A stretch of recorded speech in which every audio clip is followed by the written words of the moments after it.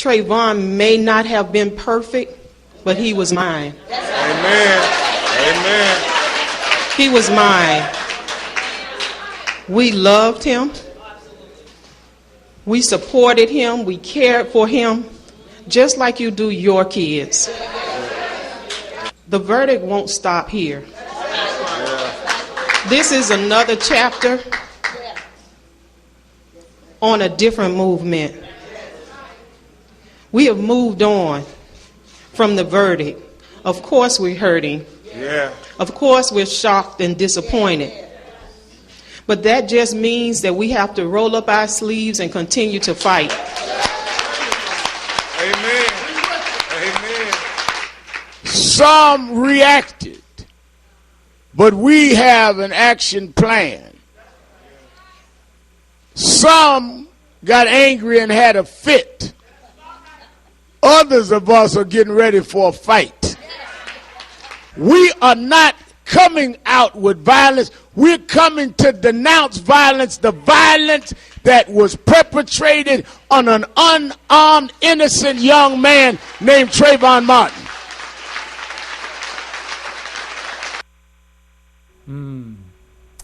As you see, that's National Action Network this Saturday. You know, I videotape this and stream it live every Saturday.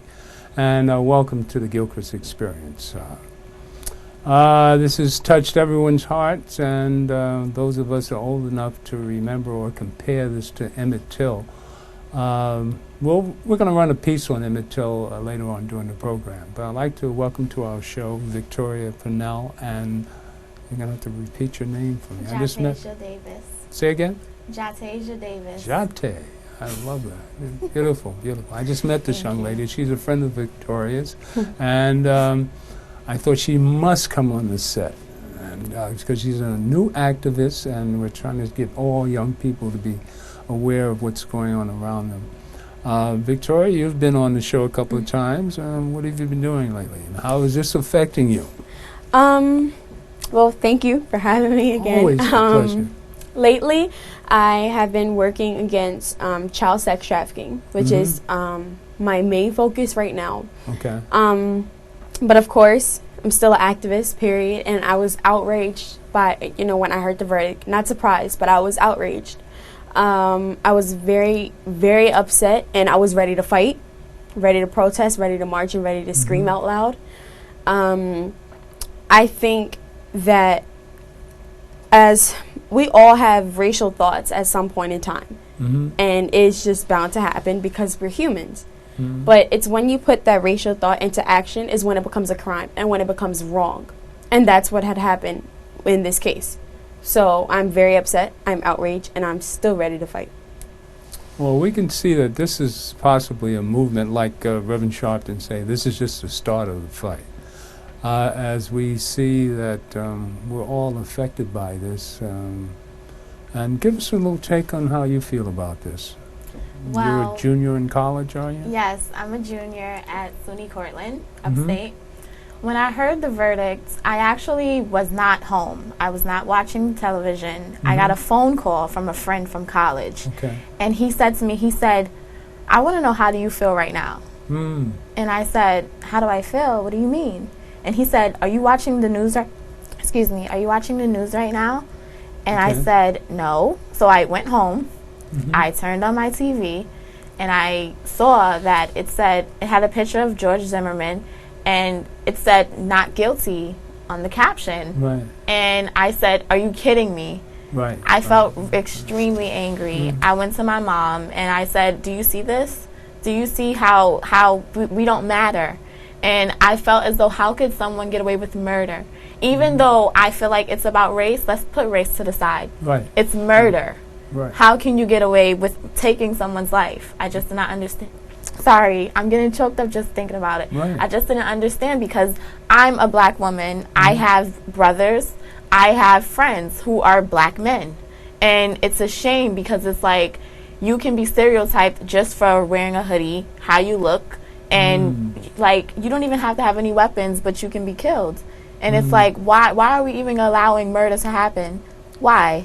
Why do we need guns? I don't even understand that. Right. But back to the point, the point is, I felt outraged. I felt saddened, and I marched. And yeah, it was a great turnout. Being an old-time activist, I sat and, as we talked about last week, I showed a couple of clips of Zimmerman on Hannity's show. And you could look and watch these tapes and see that he's lying through his teeth. I mean, there's so many lies there. And I would think with this trial being so publicized that justice would prevail. Now, how could it not? He murdered, all right, he took a life. Morally, I mean, you have to pay for this. I mean, there's no justification for it. And he was wrong in his assumption. He assumed that this kid was doing something wrong, something illegal. And he was dead wrong. And that should be the dividing line right there. He got out of his car. From that point, he was doing something wrong. Chasing down a human being and eventually killing him. I think so many of us are focused, people in general, we're focused on the fact that Zimmerman was Hispanic and Trayvon Martin was African American. We're looking at the color. But like you said, if you take all of that away, it still comes back down to the point that you murdered a young teenager and someone who just, a young boy who had a hoodie on and was talking on the phone, which is something we do every day. Right. And it's really sad that you can get away with something like this. I'm very upset, but being a young African American young lady, I feel like it is time that we as young people step up.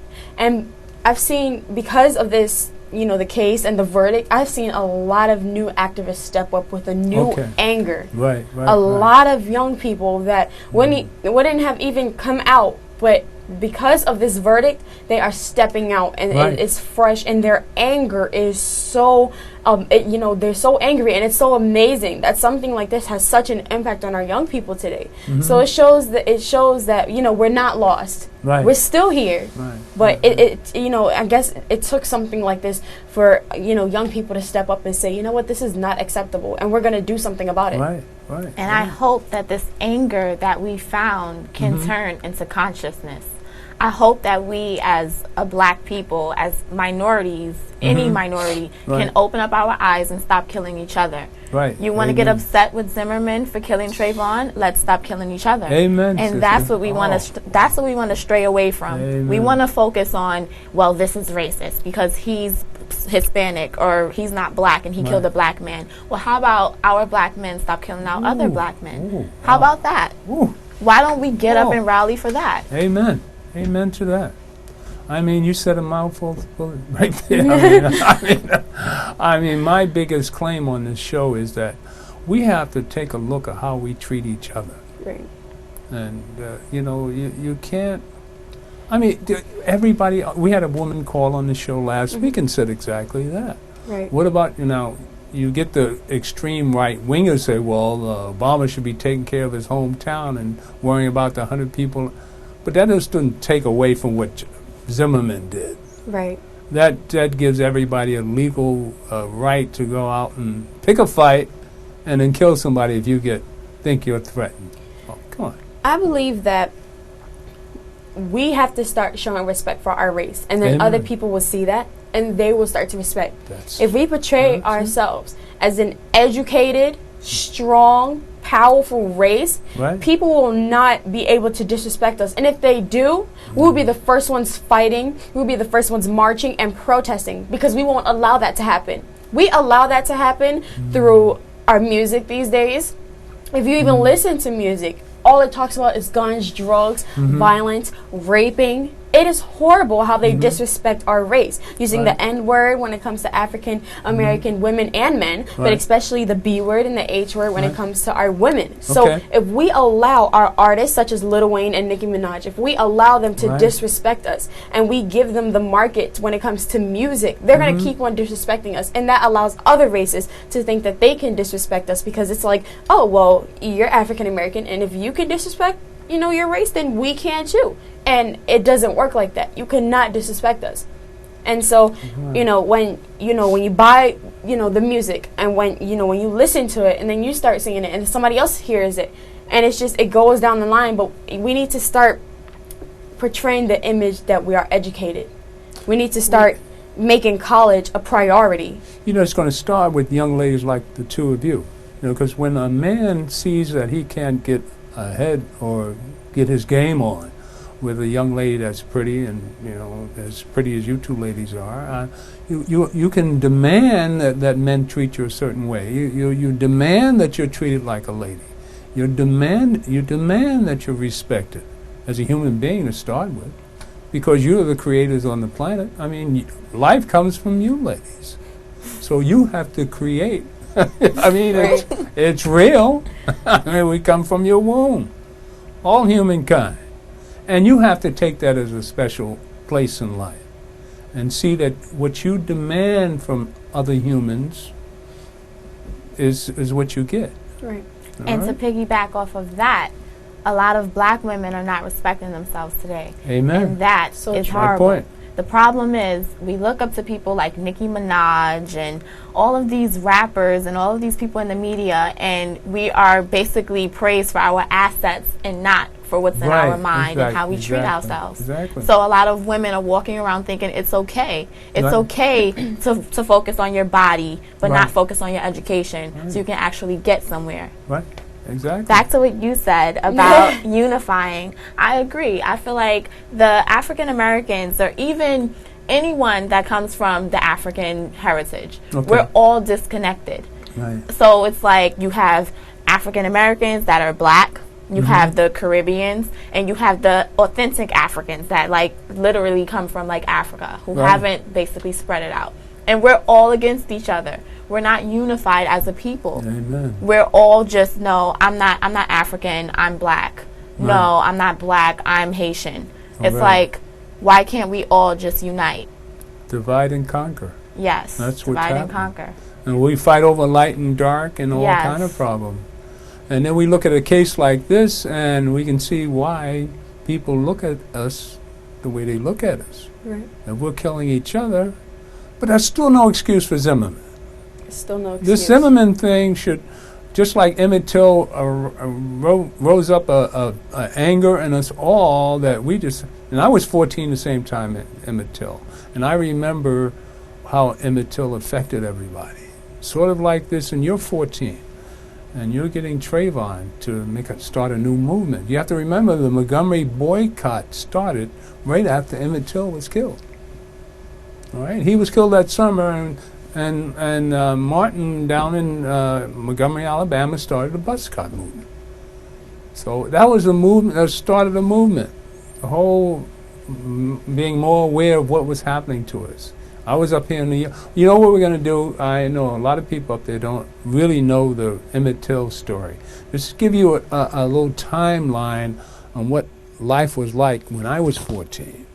And what I was exposed to.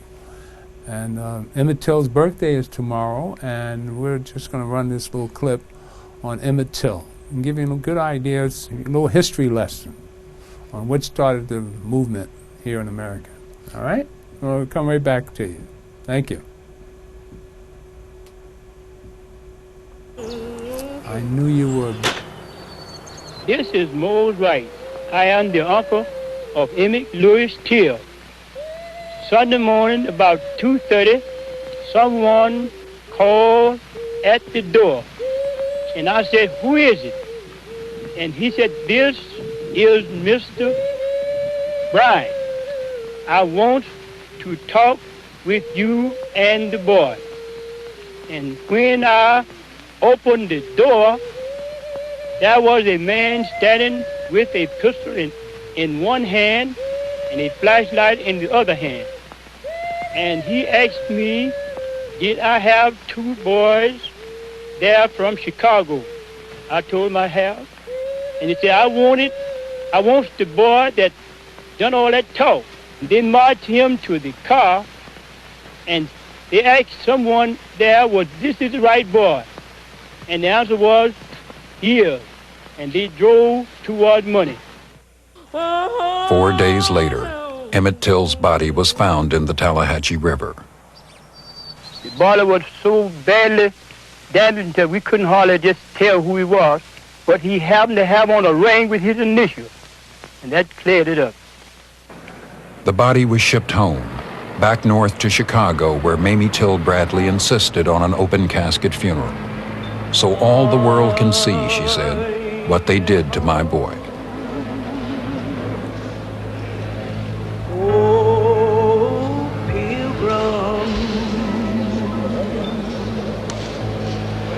Of sorrow,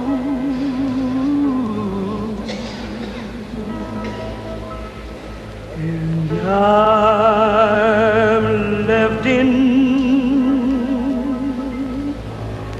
this old wide world. Jet magazine showed Till's corpse, beaten, mutilated, shot through the head. An entire generation of young black people would remember the horror of that photo.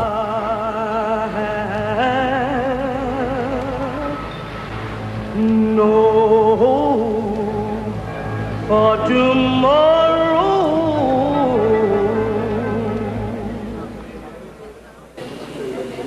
Roy Bryant, husband of the woman in the store, and J.W. Milam, her brother-in-law, were arrested for the murder of Emmett Till. The trial was held in nearby Sumner, Mississippi. Black organizations like the NAACP and the black press worked especially hard to keep the case in the news, to make an example of Southern racism for the world. I had covered the courts in many areas of this country, but the Till case was unbelievable. I mean, I just didn't get the sense of being in a courtroom. It was, first place, segregated. The black press sat at a bridge table far off from the court, and the boy's mother came down. They sat her there at the bridge table with us. What do you intend to do here today? To answer any questions that the attorneys might ask me to answer. How do you think you could possibly be a help to them? I don't know. I mean, just by answering whatever questions that they ask me.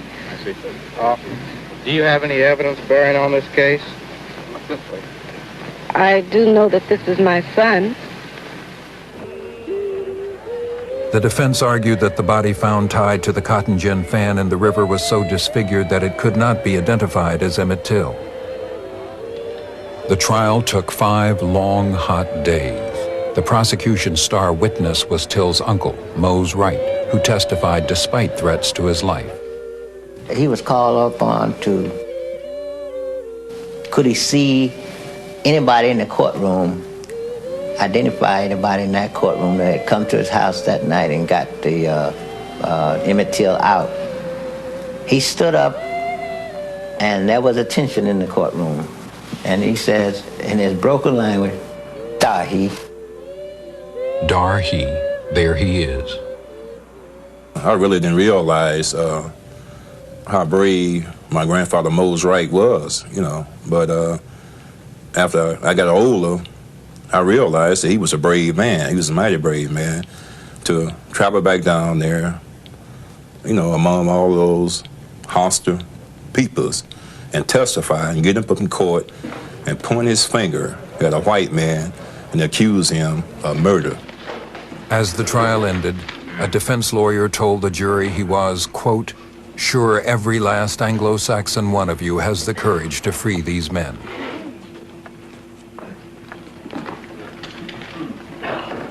It took the jury an hour to find the men not guilty.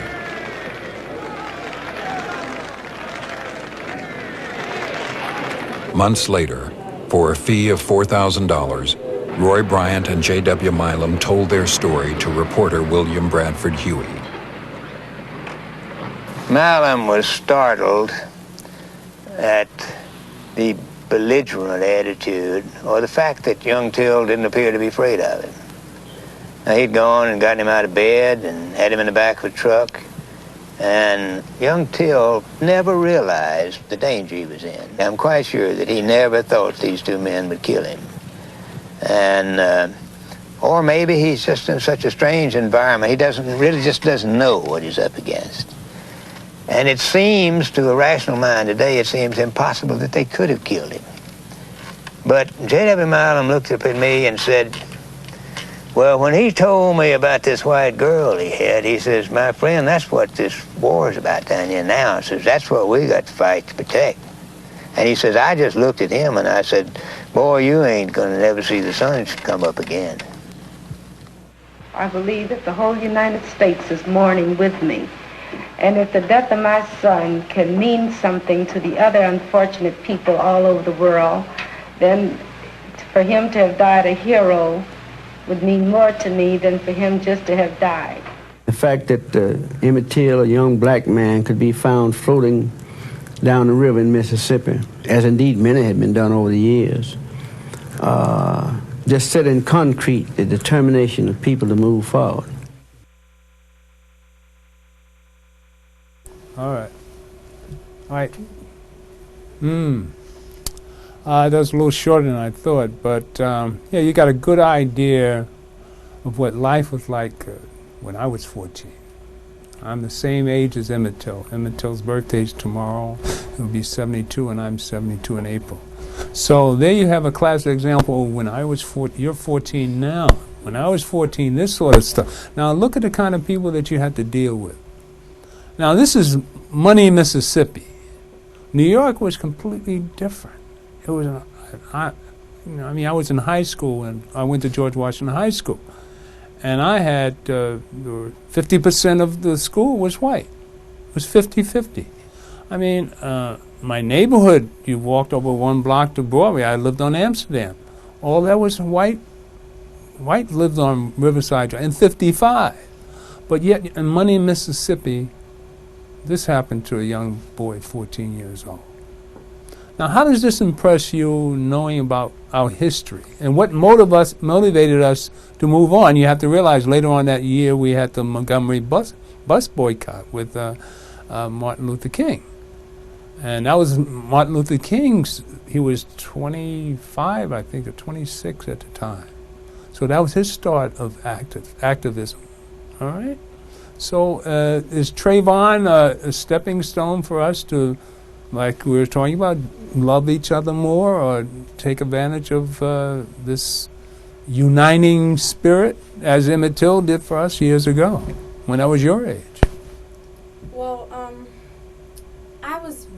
speaking of Emmett Till, I was very familiar with Emmett, what happened in Money, Mississippi, and Emmett Till before, I was very, very upset. My mom teaches me a lot about my history, so I can know how to go forth here. Right. And so I was very familiar with, Emmett Till, and I talked to a lot of people, and I asked people if they even knew who he was, and they didn't. Right. And it was very disappointing because how do you not know something that had an impact on, in history, and how do you not know about what happened, especially something so, terrible. And so a lot of people didn't even know what had happened. And so we have stepped up because now something like, Trayvon Martin happens, more, everybody is aware of it. Mm-hmm. But I feel like we need, like you said, going back to education, we need to educate ourselves. Okay. Big time.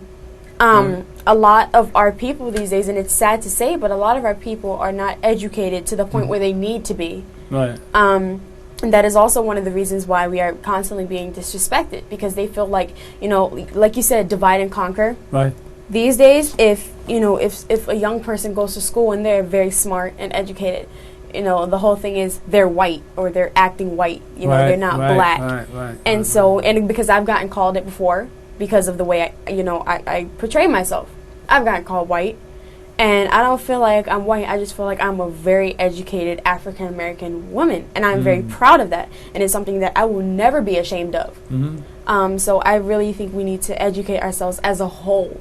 Right. And that's another way we can unite ourselves, because when you're educated and you know what you're talking about, you automatically have a confidence that nobody can disrespect you, nobody can push you the wrong way, and nobody, can tell you, how, to act. Nobody can disrespect you by calling you the N-word or B-word. Nobody can, that's something that you will not tolerate.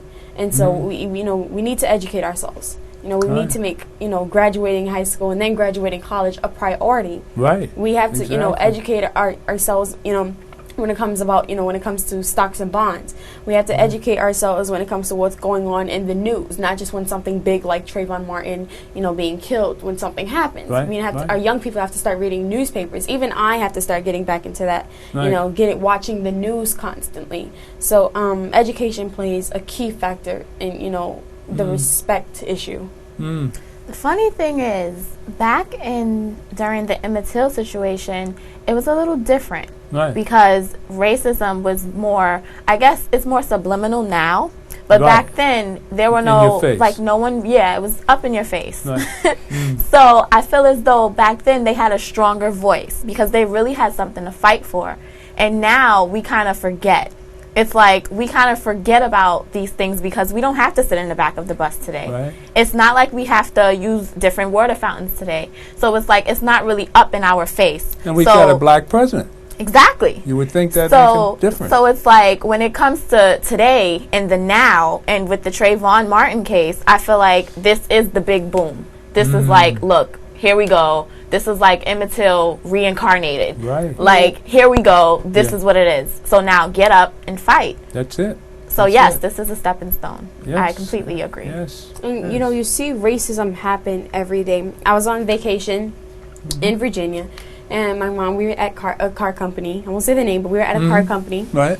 And she was going to rent a car, but there was another car company next to her usual. And she stopped by and she asked the guy, she said, I would like to, to rent a car. And the first thing that came out of his mouth was, we don't take debit cards. And it was a big shocker. It was first-hand racism. He said to my mom and looked at her in the face and said, we don't take debit cards. What's wrong with a debit card? Nothing. But my mom... That's cash money. I know, but my mom said, well, I wasn't planning on giving you a debit card. I was going to give you a credit card. We need to educate ourselves when it comes to credit. Having good credit. I will bet you that you can go outside and ask a young person, what is a credit score? Or, what are stocks and bonds? Or what is a share? And they will not be able to give you an answer. And so it is, it's really sad because we have always, even in history, we have always been strong as a people. We have always fought hard, and we have always, conquered. And so we need to get that back. Right. We need to get that spirit of, positive energy, and we are as one, and we know that our community will support us in anything. We have to get that back. And this is why I have faith in us. We've always been strong. Right. History proves it. We can't stop now. Well, I have a lot of you renewed my faith today just watching you two young ladies. Boy, wow. Thank you. Proud grandfather. Well, maybe close to great grandfather. Thank you. No, but that's why I have you on today, because I think people need to take a good look at people that are doing something. And young women, it should be the leading. You should be leading the path. Really, we need you out there, showing young ladies what they should be demanding from young men. I wish you start with telling them to pull the pants up. I agree. I agree completely. I don't go out with you with your pants looking like that. Don't show your drawers in front of me. Can we start with that, ladies? Yes, most definitely. My mom is the first person. Matter of fact, we were on 145th Street yesterday, and a young boy, he had his pants all the way down with no shirt on, so it was very obvious. Yeah. And everybody was looking at him, and he was sitting on a table in Dunkin' Donuts, and my mom said, "Excuse me, young man, please get down and pull your pants up." And he just looked at her like, what? Because they don't have anybody to tell them. Right. And so my mom is one of the, and I guess that's where I get it from, because my mom is the first person, if you're doing something wrong, she's going to tell you. You can be her child or you don't have to be. She is going to tell you, regardless. Being a police officer. Right. But we have to, our community, the adults in our community, the elders have to get back to that. Just because a child is not your child doesn't mean he's not your child in spirit. And you can't tell the child what to, how to act. Back then, you were on the block. They looked out for you. I'm going to tell your mother if you're doing this and you're doing that, but they cared about you and they wanted to know what was going on in your life. They sat you down and they talked to you. These days, you don't have anybody. It's hard to find somebody to talk to you, to sit down and to ask you how's everything going or what's going on today. How was school? You don't get that very often. And so when you find somebody like that, when somebody tells you, it's a shocker to a lot of our young people. And it used to happen all the time. Right. That's the way we took care of each other. All the time. And so we have to get back to that, so. And I believe the other issue with males is the fact that there is no father figure there to show them how to be a man. There is no man around to show you the example of what to do and how to act. And that goes all the way back to slavery, when women would watch their husbands get dehumanized in front of them. Right. So the broken family structure in the black community has been prominent for like centuries. Right. And it's becoming this thing where you have no guidance. Right. You look up to people in the media, and the people in the media are portraying an image that's sagging, which is the pants that are below your waist. And it's like, because back then, I know men wore suits. I personally love suits. I think a guy looks swaggy in a suit. Amen. But it's the problem is you don't have the proper guidance. And without the proper guidance, you really, come on. How are you going to respect yourself if you don't even know what's Well, back in my day, I went to school like this every day. Right. Seriously. I was called Mr. Clean.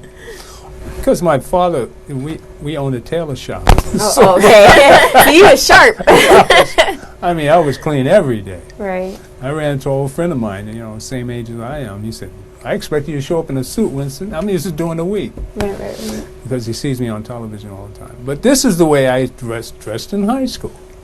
So, right. And it's an ordinary thing. And, I really get upset with our young ladies. You were talking about it earlier, but I get upset with our young ladies. We as females and African American women have in the past have always demanded respect. That is something that we would not tolerate from anybody, from no man or from a woman. And so we have always demanded respect, but now it's hard because it seems like we're disrespecting ourselves. Like you said, we go out, you walk out the door and you see women on skin tight clothes and showing everything, and it's just, you don't have to do that to show that you're a young lady. It's even worse how they come out their mouths half the time. Yes, that is true. Cursing like sailors. You go on the bus and it's ridiculous. But you don't have to show your skin and curse and try to seem down with the bad boys to seem like you're a young lady.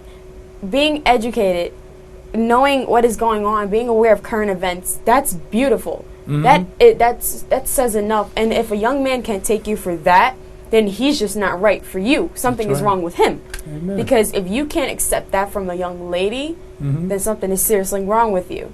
Because that's amazing. And you don't see it very often. And there's this phrase, bad B, going around, and I feel as though every female wants to declare themselves as a bad B. Yes. And that's giving these males the okay to call them Bs. So it's like, I just don't understand where this is coming from. I blame Nicki Minaj because that's what I see. What I see is Nicki Minaj promoting this, and I see everyone following along with it. So I feel as though it's a form of disrespect, but they think it's a compliment. What is her problem? Well, how did she get to be like she is? And is that a phony butt that she put on? Yes, I believe so. You got a sister putting implants in a butt. I just think that's a mental thing. Yeah, something's wrong with her mentally. And if you see her, she does not look like a natural woman at all. Yeah, at all. I think because does she have a man? I don't know. I'm not. I don't know. But I think because a lot of our little girls listen to her. And that's what bothers me. Because my mom and me personally, I am not allowed to even walk in my mother's house if I'm listening to music like that. Okay. I listen to the old school music and some of, R&B, and then there's certain music of today that have no curses in it, that, portray good messages, and I like certain stuff like that. Okay. But, like I said, my mom and I, we would sit down and she would print out the lyrics to some of Nicki Minaj's or Lil Wayne's songs. Mm-hmm. One of the songs that she showed me was called High School by Nicki Minaj, mm-hmm. and I think Lil Wayne was guest starring, featuring it or something. Yeah. I'm not too familiar with that. But automatically, because it's called high school, you're going to automatically draw a school attention. So you're going to get the high school students and you're going to get anybody who's in school. Okay. So that's the first automatic, draw. Mm-hmm. And then I read some of the lyrics, and actually she read it to me. I guess she didn't even want me to see that, but it's so sad when you listen to it that mm-hmm. we allow ourselves to be disrespected and that we disrespect ourselves like that. Mm-hmm. First of all, Nicki Minaj, Lil Wayne, Rick Ross, people like them would not even be out there rapping like that with such a broad, community listening to them if we didn't give them the market. We buy their music, we buy their albums, their records, and everything. Mm-hmm. And we try to look like them, with the pants down, the dreadlocks, and the Nicki Minaj with the pink hair and stuff. We try to look like them, and we buy their stuff. There wouldn't even be a market for them, and they wouldn't be, disrespecting us like that. And so the first thing is we have to stop buying their music, and we have to stop listening to them. Because when there's no market, they cannot disrespect us like that. Do you know what it is? One question. Do you think this imagery that we're portraying gives people like Zimmerman, some justification for what he's doing and for what he's looking at, since his imagery of all young blacks, well, in that particular neighborhood, look like thugs, or the lawyers making out Trayvon to be a thug, because that's the way most of our young youth walk around looking? Is that? You know what? My mom and I were talking about this earlier. I saw the pictures of Trayvon Martin, with smoke coming out of his mouth and marijuana plant and everything, with the gold teeth. And so I saw that. But here's the thing. Even through all of that, it was still wrong. But even through all of that, Zimmerman didn't even know his history. He just saw him with a hoodie, and he automatically assumed that he was doing something wrong. Okay. He didn't know his history. He didn't know that he had a gun. He didn't know that he was smoking marijuana. He didn't know that. He got out the car, and he shot Trayvon Martin in cold blood. So he didn't know any of that. So that can't even be used as, in his favor, because he didn't know it. Right. So, but yes, that doesn't help. That's why my mom always tells young people, keep your Facebook pages clean. Keeps any social media you have, keep it clean. Mm-hmm. You can put what you want up there, but keep it clean. Mm-hmm. Keep common sense, pretty much. Okay. Not everything you say has to come up with a curse word. Right. Not everything you say has to come with a picture. And so, but we have to, as young people, because we are the future, and because we have the leading hand right now. Right. We have to say, you know what, this has to stop.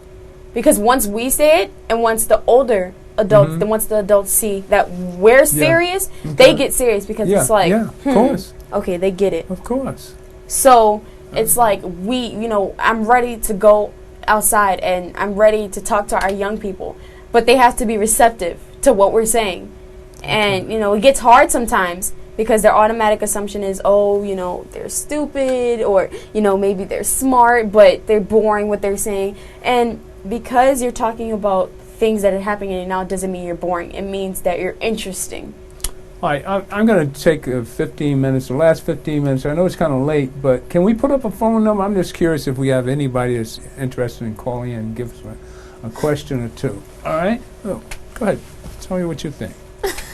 I know, you got a hold of it all. Well, back to what you were saying about the music. Right. I personally feel as though the music industry is dominated by people of the predominant race, mm-hmm. white. Right. I feel as though they allow these messages to come across because they know that it impacts us as a people, as Black Americans.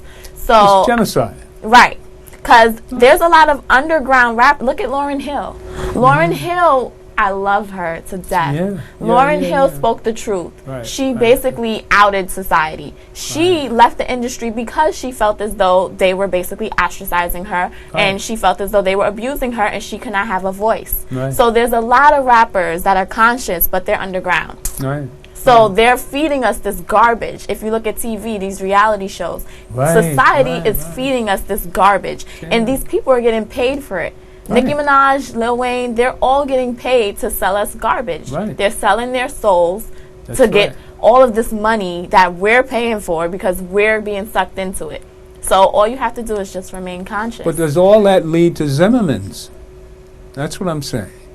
Does all that lead to people having attitudes like Zimmerman has? Yes, of course, definitely, definitely. Okay. If you see where I go to school is predominantly white, and these white people, some of them never saw a black person in their life, and they assume that upstate New York. Yes, upstate. Let's and they talk about assume that you're either gonna rob them or you're gonna shoot them. You're a thug. So yes, completely. Okay. It doesn't mean it's right. No, of because course Zimmerman was absolutely wrong. Neither was Emmett Till. Right, but we're giving off the image that we can be disrespected like that. Right. And, it automatically makes people think, that it's a big stereotype. And, like you said, it automatically make, Caucasian people think they're going to rob you. So if you, for example, I forgot who had said it, but I was in, for example, if you go in an elevator with somebody, right? And you're in the elevator and then a Caucasian person comes, you're not going to put, for females, you're not going to put your purse on, on the other side because you're kind of cautious about them, right? No, you're not going to do that. You're just going to remain calm because you have, an automatic assumption that they're fine, they're peaceful people, they're calm. But if you get in an elevator and an African-American male steps in, your automatic thought is to move your pocketbook to the other side and keep your hand on it because you think that they're automatically going to rob you or something's going to happen bad. And so we have to change that. Would you do the same thing yourself? I would, because because it's a stereotype, we have also fed into that stereotype and we have made it something that is true. So, but I mean, we have to get out of that. But you can tell when a gangster's getting on the elevator. Right, you can tell some, intuition. You can tell sometimes. You but can feel it. There are you can feel gangsters it. in suits. Even if he's white, if he's black, if a man comes in the elevator, my guard is already up. Because at the end of the day, I'm still a minority as both a woman and an African American. So I think with both mentalities, and that's how I look at it. You're on guard. Right. Good. Just a male showing up. Tell it. Yep. I mean, you got to. Because, did you have a chance to put a phone number up? No. All right. Well, maybe we'd do better without it. But I have a question for you, Mr. Gilchrist. How do you feel, I know there's been a lot of controversy on Facebook, but both of you, how do you feel about Jay-Z and Beyonce jumping on the bandwagon when it comes to this whole Trayvon Martin case and the verdict about what happened? They should be the first ones to do exactly what they did. I think it's excellent. That's who we need on the bandwagon. People who represent the music industry. And plus he's Illuminati anyway, so I mean... So what up? A 1%er speaks up for the folks. I agree. I think it's phenomenal. Jay-Z comes from where I live, actually. So it's really? like, in Bed-Stuy, in Marcy. So I'm all for it. I feel as though they are powerful people and we listen to them. So I feel as though if they can get up and fight for a cause, fight for that cause. Solange, Beyonce's sister, my idol, she was at the Borough Hall March that I was also at, but I missed her. And I was really upset about that. But just to have a voice, like, it takes time out of your schedule, just to take time out of your busy schedule to support, I think that's phenomenal. And we look up to these people, so definitely a good cause. Me personally, I might have to disagree this time. Really? Me personally, I'm not a Beyonce or a Jay-Z fan at all because I feel like they just add to what goes on in our world right now. You feel that they're yes, I do. responsible for a lot of attitudes? Yes, Kanye West and Kanye West. Kanye West and Jay-Z. But listen, Kanye West and Jay-Z, they feature on a lot of each other's music, and if you're featuring with somebody, that means you believe in what they're saying. And so, and Jay-Z also portrays the image of that African American women are B's, that African American men are N's. He will go around and, you know, and you see him on the cover of, you know, magazines like XXL, and he's all ghetto and gangster with the symbols and everything and the hat to the side. Mm-hmm. But then you see him on magazines like Forbes, and he's in a suit and, you know, he's all sharp and everything. So he acts one way when he's around, you know, our people, and then when he's around the big shots, he acts another way. Why can't he act that way when he's with African Americans? Because if he really wants to portray the image of somebody who's educated, somebody who's for the people, then why don't he act like he's for the people and start treating us with the same respect that he would give Caucasians when he's with them, you know, talking about stocks and bonds and his stock portfolio. Why can't he do that with African Americans? I mean, let's be honest. If Jay-Z were to act like a proper black African American, he would not sell. No one will buy him because people want to buy into the ignorance. Right, but he's then not that comes back down to us, how we think as a people. Correct. But I feel as though with compare him to Tupac. Now, Tupac, if you look at his old interviews, he was a very conscious individual, very conscious, very aware, very respectable. Then he's thug life. So it's like, you have to get the message across, but you have to sort of creep it in. Like, sometimes they have to go about an ignorant way just to gain the attention of the community, but then slide in the consciousness. Because if you listen to his new album, Jay-Z's new album, Magna Carta, Holy Grail, if you listen to it, he doesn't actually, like, praise the white society or praise society. He sort of kind of puts truths in there, but at the same time he talks about how he blossomed from this boy from the ghetto to where he is now, a successful black man. Let's talk about the Illuminati part. Now the Illuminati, I don't know. That's a whole nother ball game. I don't know anything about that. Yes, you do. Yes, I don't know anything about that because I feel like if we keep trying to search for answers, if you go on the internet and just Google it. All I know is that I believe the internet. It's all. Don't trust the internet. But all I know is that you can't always trust the internet. But when it comes to you, when you said Illuminati, all I know is that I believe in my God, and if somebody's Illuminati and you believe in God, I definitely don't support you. How do we even know there's an Illuminati? Society has been lying to us. Society has been lying to us forever. Come on, he's a black man. How did he get into that? He's got money. I don't know. When you get into a certain pay grade, they snatch you up. Can't be. I'm serious. I'm dead serious. How would you know? Are you in the Illuminati? I know about the Illuminati. I've done quite a few shows on the Illuminati. Those are the 1%ers. Yeah, I've heard about them. Yes. I don't know. I still don't think he... Well, you've got a few years to go yet. You know, you'll learn a few things. I'll just stay on the Gilchrist Experience for that one. No, I'm gonna Google you some stuff. You know, you give me your email. I'll show you where the stuff is. Even, I mean, I do think it is a step up for, you know, Jay-Z and Beyonce to come, you know, and, you know, step out on when it comes to the Trayvon Martin case. I do think that it was a responsible move on their part, and I think it was a beautiful thing. But like I said, when you have Beyonce portraying, you know, and I forgot, it was her lyric, and it said, "Bow down to me, B." Yeah, I didn't really like that song. It's stuff like that irks me and that gets to me, because it's like, can't say one thing and then act like another. One of the reasons why our girls, the first thing you see when they're dancing is them shaking their butts, is because Beyonce has always portrayed that bootylicious thing. Yeah. You know, on her videos, it's always bootylicious. But we've been shaking our butts since Africa. I know, but that's what. But it doesn't. But it might be true, but it doesn't. What about help. put a ring on it? Didn't that help a little bit? That was a good one. Yeah. But like I said, I mean, it still doesn't help. I mean, me personally, until you separate yourself completely from that, you're still dirty and you're still guilty of what is, and you still have a part in what is going on. What do you do about that? Stop listening to their music. Number one. I mean, it's going to be hard. It's hard, but it's something that needs to be done. But that can't happen, because they'll never stop making all that money. I mean, it's just like feeding black people crack. You know, and if you can make money off it, we'll sell it to each other like crazy, no matter how much poison it is. Whatever they give you to do, if it's skipping and jumping up and down and shaking your booty, that's what you'll do to make money. Until you get more self-esteem and realize that you have a brain and that you can do other things other than shaking your booty. But see, money has become is something that is idolized now. Definitely. Exactly. That's people's money God. is idolized. It's like if you don't have money, you cannot make it in this world. Definitely. And I feel like that is something that it's so not true. And it's I mean, since when has, first of all, the only thing we should idolize is our God.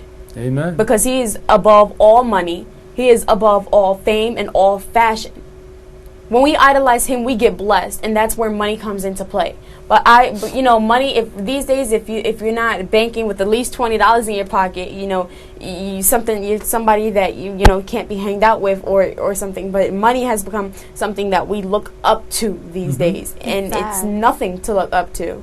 It's really, really sad. Especially the black community. It's like you have people who are starving, and then they basically kill their own people, sell drugs, and shoot, rob, kill, just for money. It's an evil thing. When you live your life thinking about money, like there's so many free things in this world that give you the happiest sensation. Walking in the and you know what? And not getting off the Trayvon Martin topic, but even with money, that's also why I'm an advocate to stop child sex trafficking, because money. Sex trafficking, I know I'm getting off topic here, but sex trafficking generates $32 billion per year. We have idolized money so much that we will go so far as to rape and destroy our young people, little girls as young as 3 years old in places like Cambodia that are being raped for money. Are we that, is America that greedy? And it's so sad. I mean, that money can go to a cure to cancer. That money can go to finding cures to other diseases. But to go to destroying little girls and babies being raped every day, day and night. That's so sad. Yeah. And it's a lack of men's respect for the human creators of the planet, which is, if I could implant into most males how much respect you should have for women. That's why I look up. This is difficult to get through to most men. Right. Because I had the ultimate respect for my mother. You know, my mother was an angel. Right. And she stole an angel on my shoulder, you know. So, I mean, that's how I got through life, you know. And I always truly believe that you are the creators, and so you have to take it on. You create human life. So you have to take on this chore of being the mothers of the planet. And you see, that's why I look up to Michelle Obama. Personally, that's my girl. Personally, she's my idol because I love her. She carries herself as such a lady, no matter what is going on, no matter how much controversy she faces, no matter what is going on. She conducts herself as a beautiful lady. And so I feel like she is an excellent role model for our young people to look up to. Yeah. But once again, you have people like Nicki Minaj that they're looking up to, and it's really sad. But look at the difference. I mean, if you can't even compare the two. Men don't like that. I mean men can see you the difference have in that. A beautiful family in the White House. You don't take her home to meet your mother. Right. You know but you have you have a beautiful family in the White House. President Obama, who's an excellent man. Michelle Obama, who's a beautiful lady, and the two daughters, who carry themselves as young ladies, they follow in their mother's footsteps. And then you have Nicki Minaj, pink hair, calls us a B-word every single album she has, and and then you have the Kanye West and the Rick Ross, and it's just like Lil Wayne. Don't even get me started on him. And it's just wow. I mean, it really makes you think. Like Lil Wayne is making money. Right, but Lil Wayne is coming out with new sneakers, and I bet that people would be first in line to get his sneakers before they will get a share in a company. It is really, really sad. They will get his sneakers before they pay the rent for their home, and it really makes you think. And shaking my head. I mean, like you sit there and it's like shaking my head because, I mean, it's really sad how we idolize people these days that, I mean, don't even portray themselves as educated men or women. But forget African Americans in general, but just men and women. Well, we got about a minute and a half to go, and then I want you to run this last piece that we have, and it's more or less talks about, I'm going back to the old days, and Malcolm goes at and telling how we lack self-esteem. Right. And we're still back to that same thing about the size of our noses and acting white when we try to educate ourselves. This is still a universal problem amongst us. It seems like it'll be with us forever until we start to change things, start to give a little bit more insight to people like ourselves and try to pass on the word. Right. And I really appreciate you coming today. And, no problem. I mean, you're a true compliment for Victoria. I mean, I thought the two of you would work beautifully together, and my guess was absolutely correct. And I mean, you're two charming young women. Thank you. I mean, this is beautiful. You know, I have a daughter myself, and I have young granddaughters and great-grand.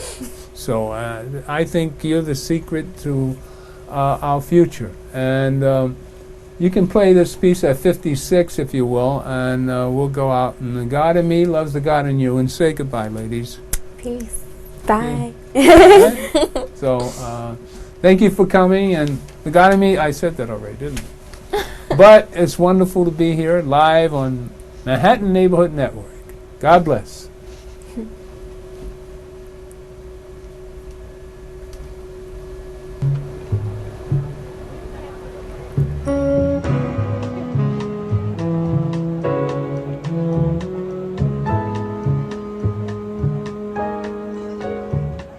Who taught you to hate the color of your skin?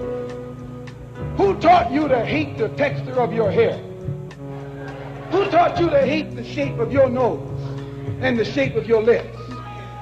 Who taught you to hate yourself from the top of your head to the soles of your feet? Who taught you to hate your own kind? Who taught you to hate the race that you belong to? So much so that you don't want to be around each other. No, before you come asking Mr. Muhammad, does he teach hate? You should ask yourself, who taught you to hate being what God gave you? Most of us blacks, or Negroes as he called us, really thought we were free without being aware that in our subconscious, all those chains we thought had been struck off were still there. And there were many ways where what really motivated us was our desire to be loved by the white man. Malcolm meant to lance that sense of inferiority. He knew it would be painful. He knew that people could kill you because of it, but he dared to take that risk.